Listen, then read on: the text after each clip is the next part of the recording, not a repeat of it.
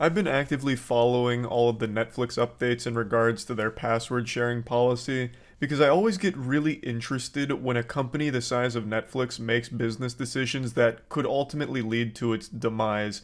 This idea of something being too big to fail, but then failing anyway, is always so interesting, like Blockbuster. Once a household name, but now a household joke. Netflix watched Blockbuster jump off a cliff and said that looked like fun, so why don't we try it?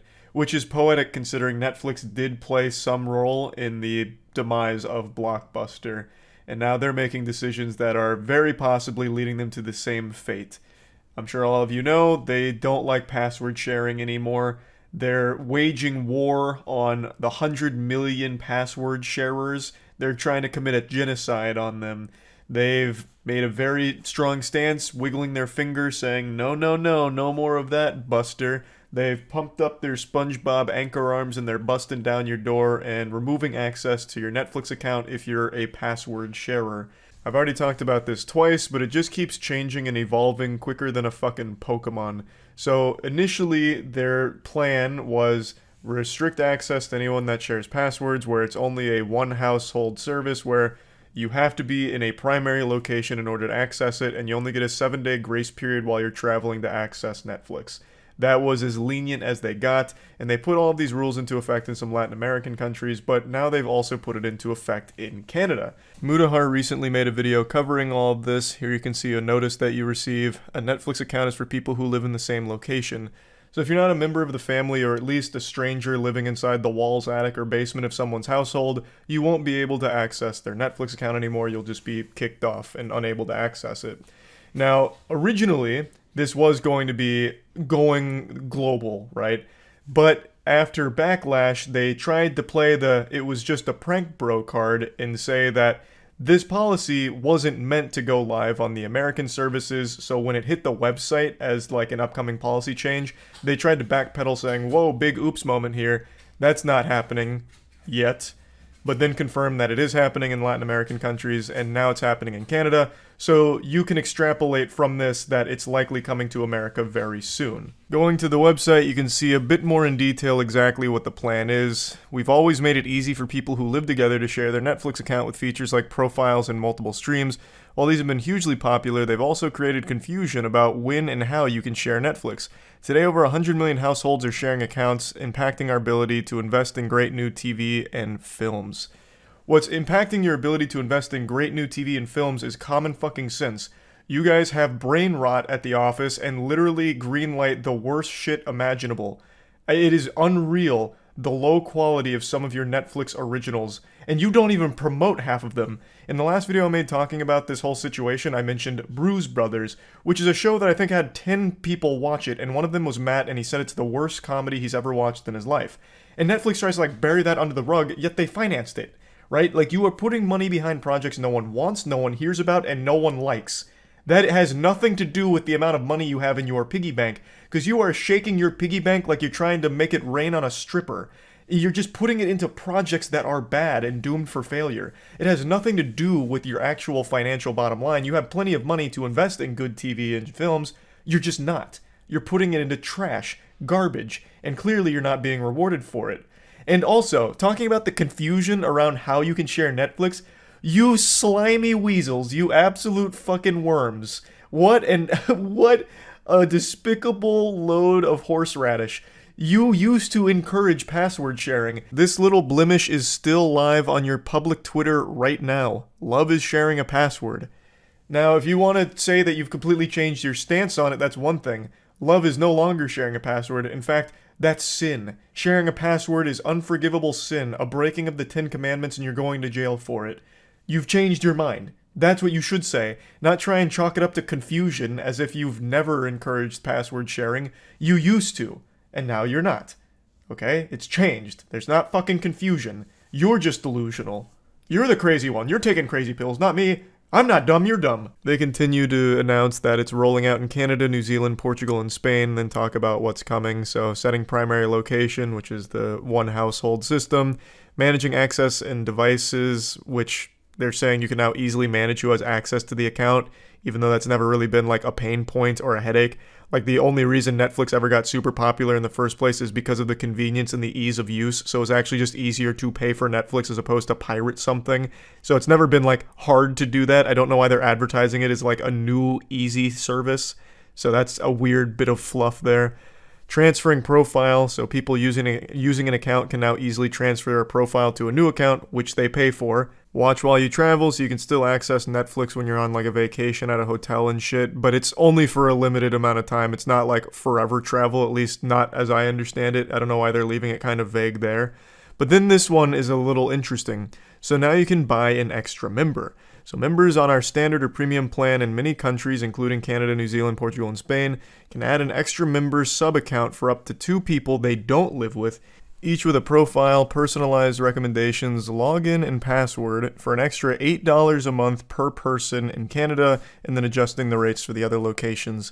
So you're paying a subscription per person per month. And here's just a visual of all the plan features. So premium is clearly the highest tier where you get to purchase membership for 2 other people. And this whole thing is very confusing to me because it seems like there is absolutely no reason to purchase extra members on your account. You're not getting a crazy discount on it, and when you do pay for that extra membership, they're getting their own separate login and password. All you're doing is picking up the bill. So you're paying 2 monthly payments, your account and now theirs. So what the fuck is the point? At that point, you're better off just giving them $10 in the mail and saying, hey, go crazy, go hog wild, make a Netflix account with this. Like, what is the point in paying for that password sharing? And that's the wrong word because you're not even sharing passwords. You're just sharing the embarrassment of paying for Netflix twice, really. The idea, I suppose, is, like, let's say when this goes live in America, my parents won't be able to use my Netflix account.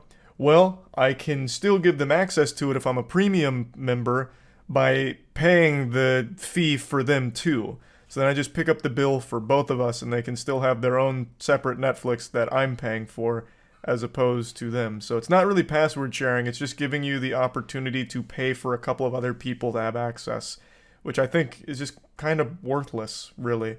I don't see that being a super popular idea. Though the more I think on it, the more I think there was actual potential with the core concept here.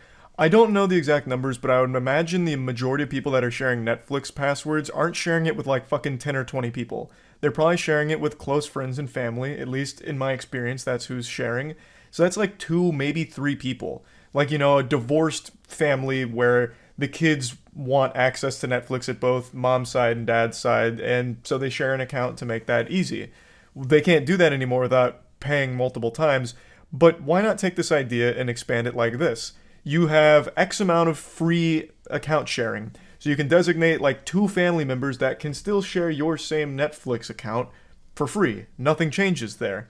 But then if you want to extend it to like 4 people, 5 people, whatever, then you pay. So then you'd pay like an additional $8 to get like 2 more people that you can share it with. So I feel like that'd be a much more lenient way of monetizing in a very similar fashion that wouldn't immediately just be like fucking going crazy with it and making it super brutal. The motivation behind this idea is clearly to monetize the 100 million people currently accessing their service for free. However, I compare this decision to when OnlyFans spent 12 hours saying that they're going to be removing adult content from their site, which would instantly kill OnlyFans.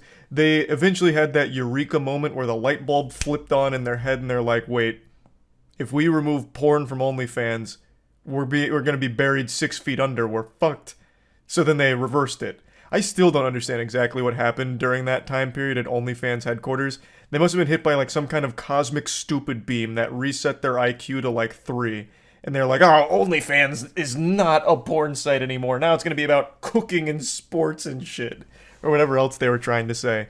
Maybe they got confused on the date and thought it was April 1st. I don't know. But that was still one of the most comically awful business decisions I've ever seen. And now Netflix is trying to compete with that by taking 100 million users away from their own service and expecting them to come back groveling at their feet with money in their hand in order to access the worst Netflix original content imaginable. Slapping 100 million people and then still expecting them to bend over and goatsy for you so you can fuck them financially is just an absurd notion. I'm sure some people that are kicked off will pay for it going forward, but I think the vast majority won't because there's so much competition, so many other places they can go, and also this isn't like some invaluable service people can't be without. They'll probably just not bother in the first place, especially considering how weak and winky dinky the catalog is, full of stinky Netflix originals with almost none of them being good for 2023's upcoming slate.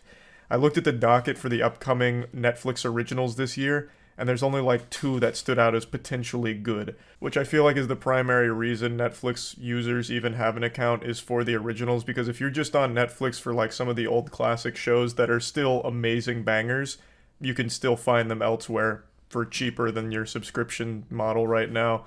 And since this is becoming wildly inconvenient for the 100 million users that were password sharing, most of them, I imagine, will start turning to piracy. This will incentivize piracy to pop off once again.